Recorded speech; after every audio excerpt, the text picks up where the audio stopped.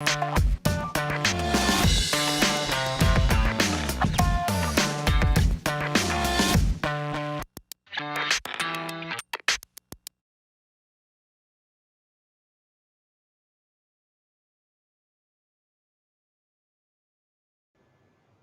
everyone, it's Ant here from Rethink Marketing, and I've got Helen from Margaret River Consulting with us.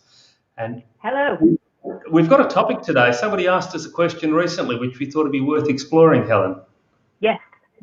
Should I be using Canva to design my company logo? It's a fair question. It's got some great tools available in it, doesn't it? And looks like you can almost design something off the shelf. It does, and it's a very easy, simple product to use. Even kids can use it.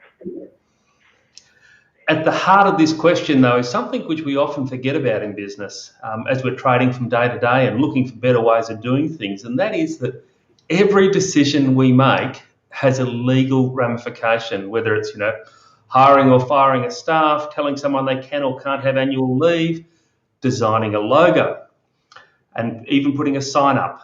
These are the things which we often forget about, the legal aspects of it. And a logo is a really important part of your identity. It's something which you see out to the world. Mm-hmm.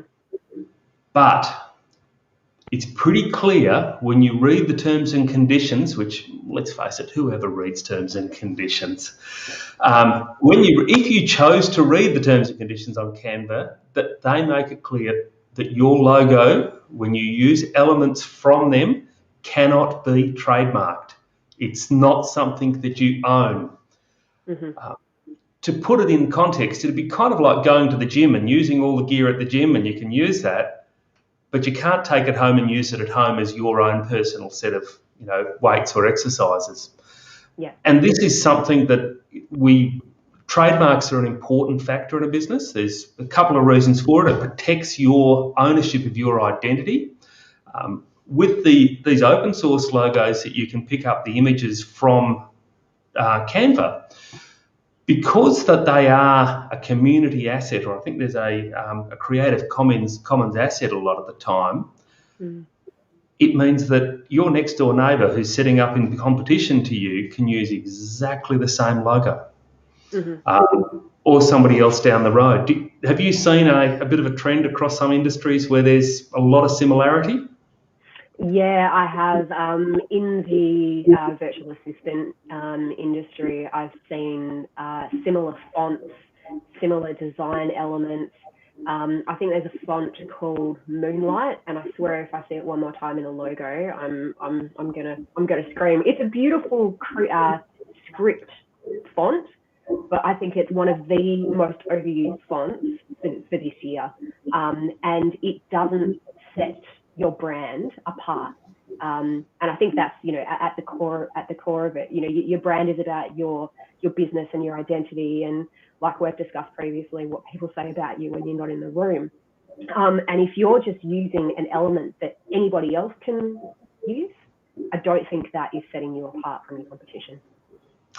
It's really saying me too, isn't it? I'm just another business like the other 15 businesses using that. I've seen it in yoga studios, is one that I've seen so many using the same icons and same logos that are out there that you think, oh, is this and genuinely looked, I thought, oh, this must be like a network or a franchise thing. And no, it was just a bunch of businesses using the same stuff that was available in the tools, and they're great things.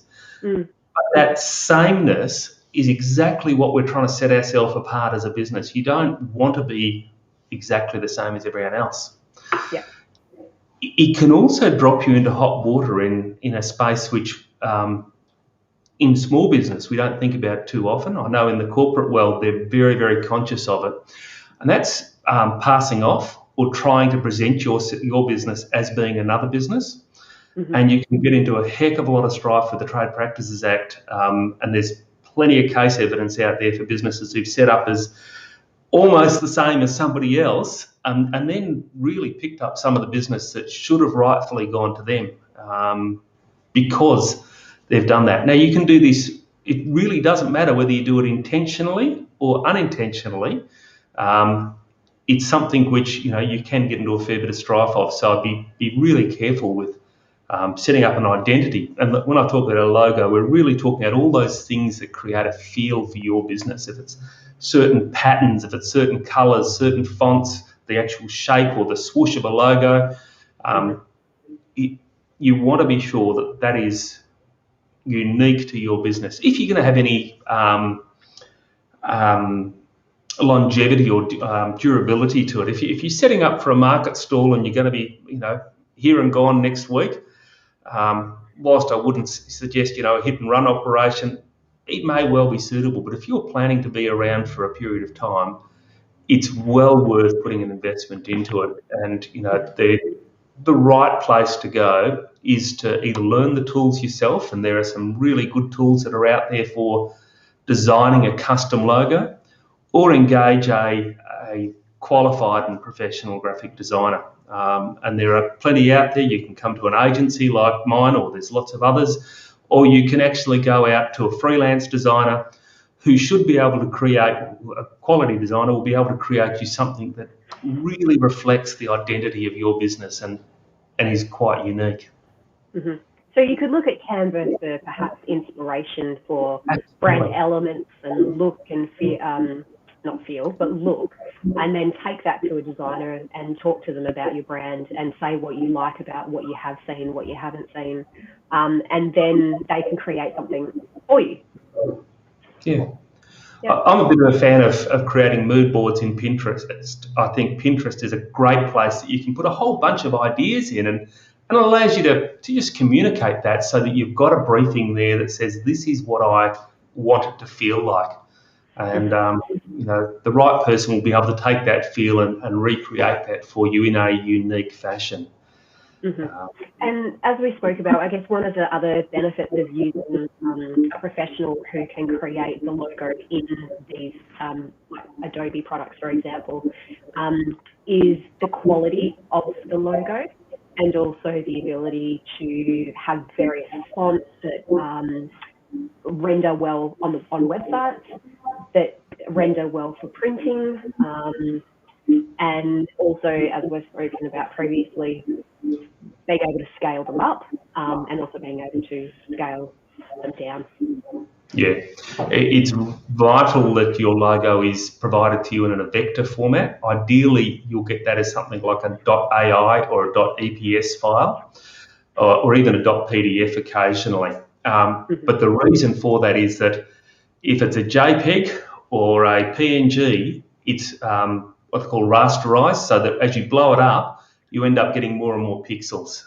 Whereas a vector format file, you can blow that up to the size of the billboard on the Forest Highway, and it still be as crisp when you go down with the magnifying glass onto the edges as it was when it was on a postage size stamp logo. So that's a big thing to consider. The compliance there with your Trademarks Act and making sure that you've got something unique, really important to think about. It doesn't mean to say you're always going to get it right, but a reverse Google image search should bring up anything which you can look at. And if you're going to invest in something for the long term, definitely have a look at talking to one of our legal partners, HHG, about getting a trademark issued for your logo. If you're starting out, you've got grand plans, because it's a form of protecting the goodwill that you're building in that particular brand and trust. These are and if you've trademarked something, that then means that nobody else can use it. Is that right? That's right. Yeah. It means you've got an element of protection for your design and your identity that you just don't have if you don't. Yep. Excellent. I think that answers the question. Hopefully. Thank you very much, everyone, and have a great week. Any more questions, please feel free to send them through to us, comment them in, or just let us know in person. Good to hear from you all.